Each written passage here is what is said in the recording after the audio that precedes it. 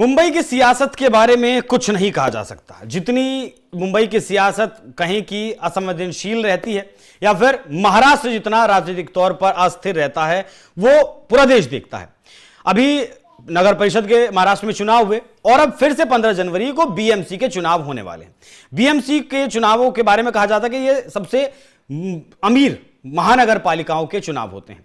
ऐसे में वारिस पठान एआईएमआई के एक नेता हैं। उनका एक बयान आता है और वो कहते हैं कि उस कुर्सी पर जो मुंबई का सबसे अमीर महानगर पालिका है उस पर एक बुरखे वाली नमाजी महिला बैठेगी, जिसके जवाब में देवेंद्र फडणवीस कहते हैं कि मराठी हिंदू बैठेगा।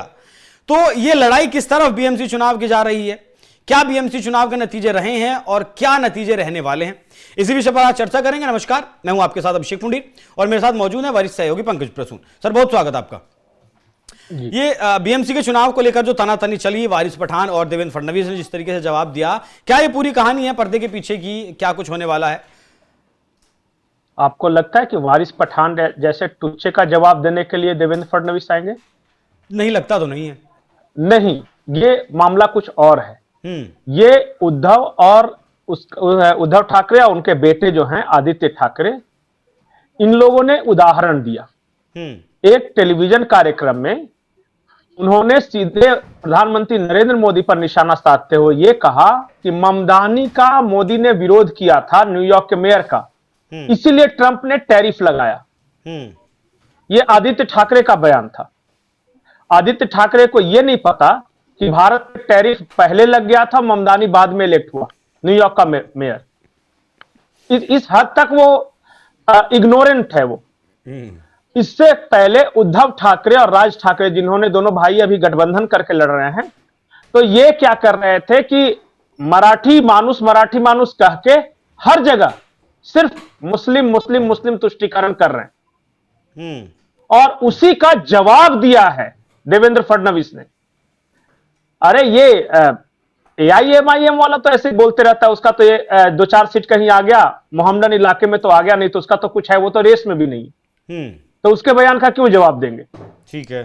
अब रही बात मराठी मानुस के बारे में, महाराष्ट्रियन जो वोटर है उनके बारे में, मैं एक आंकड़ा देख रहा था अभिषेक कि बीजेपी जिन मराठी वोटरों के सीटों पर लड़ी है आज तक, सारी की सारी जीती है। 100% स्ट्राइक रेट है। बीएमसी में भी पहले ये शिवसेना के साथ मिलकर लड़ती थी, तो जो इनके हिस्से की सीटें मिलती थी और जहां महाराष्ट्रियन अच्छी खासी संख्या में थे, वहां बीजेपी की जीत निश्चित है। तो इसका मतलब यह है कि मराठी वोटर जो है वो भारतीय जनता पार्टी के साथ था और है भी। उनके साथ न मराठी हैं न गैर मराठी हैं न कुछ। वो अभी देखिए ना, अभी तो खेला शुरू हुआ है।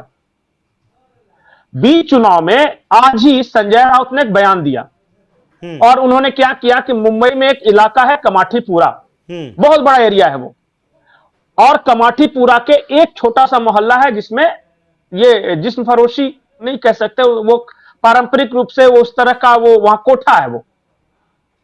अब संजय राउत ने क्या किया कि पूरे कमाठीपुरा वालों को, एक तरह से समझिए कि वो डेरोगेटरी शब्द है, मैं इस्तेमाल नहीं कर सकता, लेकिन पूरे कमाठीपुरा की जनता को उन्होंने ये कह दिया संजय राउत ने, आज कमाठीपुरा के हिंदू, मुस्लिम, सिख, ईसाई जो भी रहने वाले सब सड़कों पर थे, महिलाएं।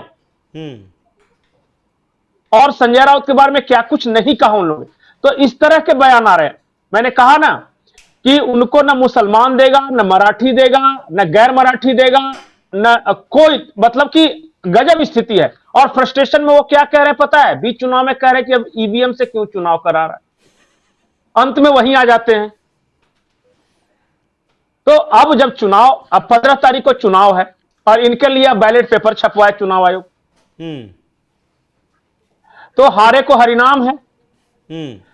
पता चल जाता है। देखिए क्या होता है, जब चुनाव होता है ना, तो चुनाव प्रचार के दौरान अंदाजा लग जाता है कि कौन जीतकर काम करने की बात कर रहा है। जैसे कि एक ही टेलीविजन चैनल है, उसका कार्यक्रम था, सब ही आए, उद्धव ठाकरे भी आए, आदित्य ठाकरे भी आए, देवेंद्र फडणवीस भी आए, कांग्रेस के भी लोग आए, और वो एक ने बात की कि अगले 10 साल में मैं पूरा मुंबई के इंफ्रास्ट्रक्चर को बदल दूंगा और ये कहा देवेंद्र फडणवीस ने कि आप कह रहे हैं कि संघाई की तरह मुंबई को बनाएंगे या लंदन की तरह मुंबई को बनाएंगे, हम किसी की तरह नहीं बनाएंगे। लोग उदाहरण दिया करें कि मुंबई की तरह अपने शहरों को बनाएंगे, और फिर उन्होंने उदाहरण गिनाया। ये भाईंदर एक जगह है, भाईंदर से लेकर विरार तक 24 किलोमीटर समुद्र में ये पुल की मंजूरी मिल गई है, काम चल रहा है। पूरा जो वेस्टर्न एक्सप्रेसवे का जो बर्डन था उसको करने के लिए अगले सबसे ज्यादा अगर भारत के किसी शहर में इंफ्रास्ट्रक्चर का काम हो रहा है तो मुंबई में हो रहा है, और सबसे ज्यादा अगर किसी राज्य में इंफ्रास्ट्रक्चर का काम हो रहा है तो वो हो रहा है महाराष्ट्र में। ये इनका बयान था। और उद्धव ठाकरे का क्या बयान था? क्यों नहीं हो सकता? जब ममदानी न्यूयॉर्क का मेयर हो सकता है, जब सादिक खान लंदन का मेयर हो सकता है, तो मुंबई का मेयर क्यों नहीं हो सकता? समझ में आ रहा है कौन किस डायरेक्शन में बात कर रहा है? जी। कौन ये कह रहा है कि ममदानी की मोदी ने आलोचना की थी इसलिए ट्रंप ने टैरिफ लगा दिया? अरे आज तक मुंबई बीएमसी पे शिवसेना का राज रहा, उद्धव ठाकरे का। वो ये बताए कि मुंबई में मराठी लोग कम क्यों होते चले गए, क्योंकि राज तो तुम्हारा था बीएमसी में। तुम ये बताओ कि मुंबई के लिए क्या किया बीएमसी में रहते हुए? कुछ नहीं किया। करप्शन का अड्डा बनाया, बाप बेटे की संपत्ति बढ़ी, और फैक्ट्स है। कहां से 103 करोड़ आदित्य ठाकरे कमा लिया? कौन सा बिजनेस कर रहा है?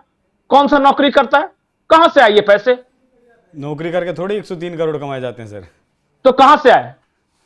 बिजनेस भी नहीं कर रहा है कोई। और जो उद्धव ठाकरे हैं वो तो एक फोटोग्राफर थे, बिना स्टूडियो वाले फोटोग्राफर। आपके यहां फोटोग्राफर कितना कमा लेते हैं? वो 100 करोड़ से ज्यादा कैसे कमा लिया? कहां से आया पैसा? बताए ना। बीएमसी को लूट का अड्डा किसने बनाया ये बताए।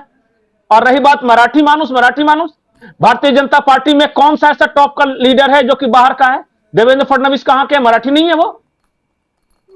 ये रवि साटम जो है, वो जो मुंबई भाजपा का अध्यक्ष है, वो मराठी नहीं है। रविंद्र राजा चौहान मराठी नहीं है। आशीष शेलार मराठी नहीं है। कौन सा नेता है जो बाहर का है? ठाकरे परिवार बाहर का है। और दस्तावेज बताते हैं कि बिहार से माइग्रेट करके गया था। तो ये लोग क्या कर रहे हैं कि मराठी गैर मराठी में खाई पैदा कर रहे हैं। और ये साफ साफ कहते हैं देवेंद्र फडणवीस कि मुंबई का मेयर हिंदू होगा, मुंबई का मेयर मराठी हिंदू होगा। बिल्कुल। और ये मराठी गैर मराठी में तोड़ने की कोशिश तो बहुत की जा रही है, लेकिन लगता नहीं कि ये टूटेंगे। नहीं, मराठी इधर हिंदुओं को तोड़ो, भाषा भाषी के नाम पे, मराठी गैर मराठी के नाम पे, और उधर मुसलमानों को पुचकारो कि भाईजान अब्बाजान आप हमारे हो। ये हाल है।